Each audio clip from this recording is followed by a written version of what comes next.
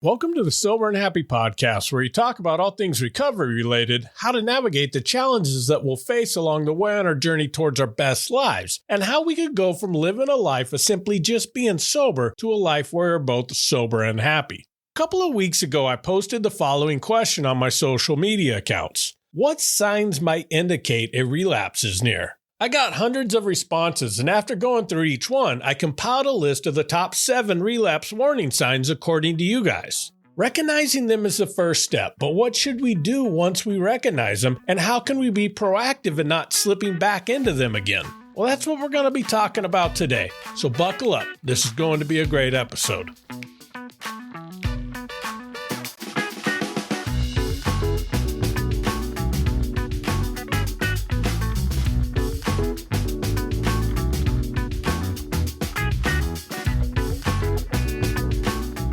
Welcome back.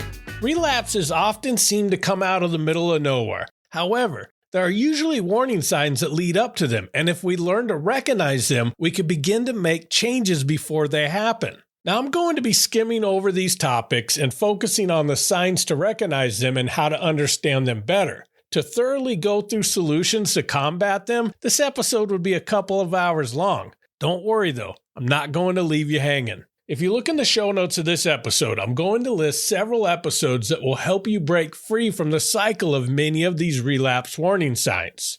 So let's get started with number 7, which is fantasizing about the good old days.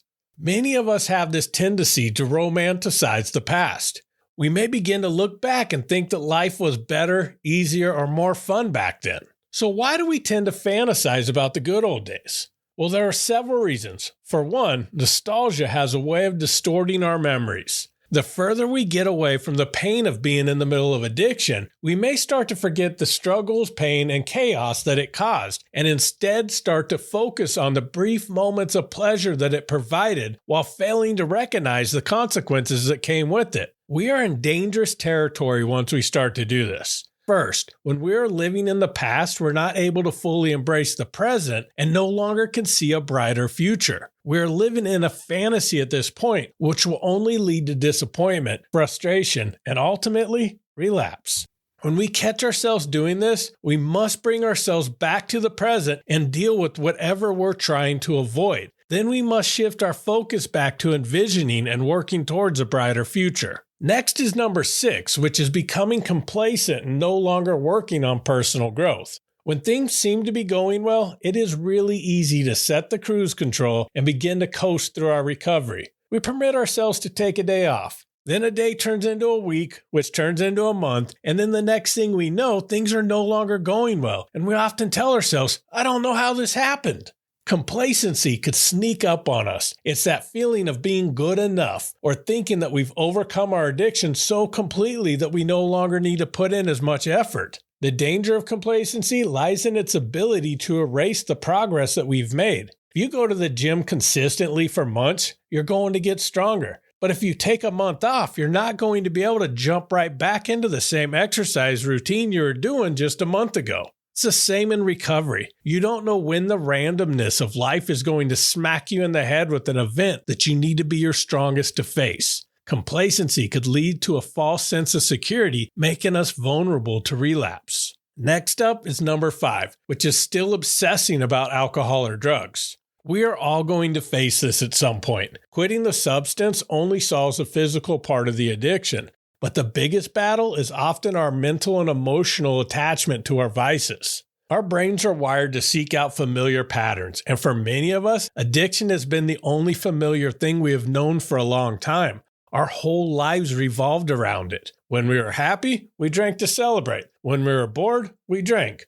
Lonely, angry, depressed, or anxious, guess what? We drank. We habitually hit the liquor store on the way home from work. We met our friends for happy hour every Friday after work. The substance became so engraved in all aspects of our life that it was the only familiar thing our minds know. So when we remove the substance, our brains naturally freak out. When we don't begin to create new habits and new patterns of familiarity, the obsession is only going to keep growing until it seems completely unbearable, which is when we are most prone to relapse. Next up is number 4, which is when we start hanging out with our old friends or start going back to our old environments. This is probably one of the toughest realities most of us face when we get sober. We're going to have to give up many parts of our old lives, which often includes many people that we considered our friends. Here's the harsh reality. This always will start pulling us back into our destructive patterns. It's not that these people or places are inherently bad, but they are often deeply associated with our addictive behaviors. They could trigger memories, emotions, and temptations that we've worked so hard to overcome. Now, I tried this fresh out of rehab because I still wanted to shoot in a weekly pool tournament at my local bar. The people there did not pressure me to drink and were surprisingly supportive of me quitting drinking. However, after every Thursday night pool tournament I played in, the weekend was a complete hell as I battled the obsession to drink that was fueled by my returning to my old lifestyle. I had to ask myself, what is more important? Gambling every week with my sobriety just so I could go to the bar and see my drinking buddies, or choosing my sobriety? I chose sobriety, and I'm certain that if I made the other choice, you would not be listening to me on this podcast right now. We have to make tough choices in recovery, and this likely is going to be your biggest one.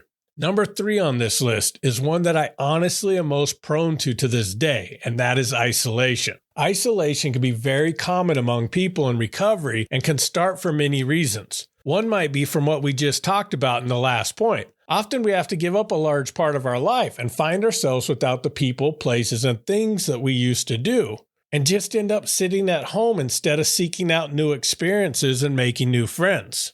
Many of us also have used alcohol as a social lubricant and find socializing very challenging without it.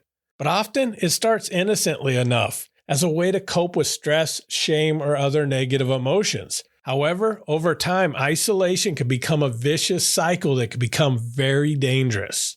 Isolation reinforces feelings of loneliness as we cut off meaningful connections with others. This lack of connection could lead to increased feelings of depression and anxiety. A huge danger for me with isolation is that I'm stuck at home with only my thinking, and my mind, left unsupervised, come up with some very bad ideas. And when I'm not talking things through with other people, it's very easy to start justifying many damaging thoughts and behaviors. And once I start slipping into bad habits, that could start the ball rolling towards a relapse. Now, number 2 on the list is a combination of anger, resentment, and mood swings. All of these emotions are common in early recovery as our bodies and brains adjust to life without the substance.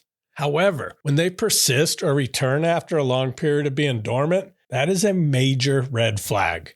We usually point to the thing that set us off as the reason that we are angry. However, with each of these, there's usually something underlying that is the actual cause, and we're just using anger as a coping mechanism, not to address the bigger underlying issue. We often use it as a way to mask pain, fear, or shame. However, unchecked anger or resentment could have serious consequences. It could cause more damage to the relationships that we're trying to heal within our recovery. When we allow these emotions to fester and consume us, it could lead us back to old destructive habits. That is why it's crucial to develop healthy coping mechanisms to manage them. If you're finding these completely uncontrollable, it could be helpful to seek out therapy or support groups to learn and develop those coping strategies. Now to number 1, which was a most mentioned relapse warning sign by a landslide, which is when we stop reaching out to our support group. This could happen for various reasons. Sometimes we feel overconfident in our recovery, thinking that we no longer need support. Other times, life's distractions may lead us to prioritize other things over keeping in touch with our recovery circle. Whatever the reason, the consequences can be severe. Without regular connection to our support groups, we lose that accountability factor. We may start to neglect the positive changes we made that were reinforced through interactions with our support group. The risk of relapse increases significantly when we isolate ourselves from the very support systems designed to help us stay on track. I know many people in the comments said that they didn't have a support group at all. If you're looking for one, I suggest checking out the Sober and Happy Facebook community. I'll put a link in the show notes for you. If you have listened to my podcast in the past, you will know that I am a big supporter of you doing whatever recovery method works for you. It is important to find your circle and stay in it. If AA meetings are working for you, then you should be going to them. If you've developed a great support group outside of 12-step recovery, it's important to stay connected to them. It is once we stop doing what has worked for us that we're in danger. We often can overcomplicate addiction and recovery. Sometimes it is as simple as continuing to do what is working and stop doing what isn't. Awareness is the key, and hopefully this episode has given you some insight into helping you become more aware. Thank you for listening to this episode, and I hope you're enjoying this podcast. Here's your weekly challenge. If you recognize yourself in any of the warning signs in this episode, I want you to take an active step to address this. If you've been isolating, send a text to a friend and ask if you can meet up with them. If you have stopped reaching out to your support group, find time to reconnect. We can't just ignore these things and hope that they go away. Take action today. That is my challenge for you this episode. New episodes come out each Friday, so I look forward to connecting with you next week. And as always, thank you so much for listening and keep living sober and happy.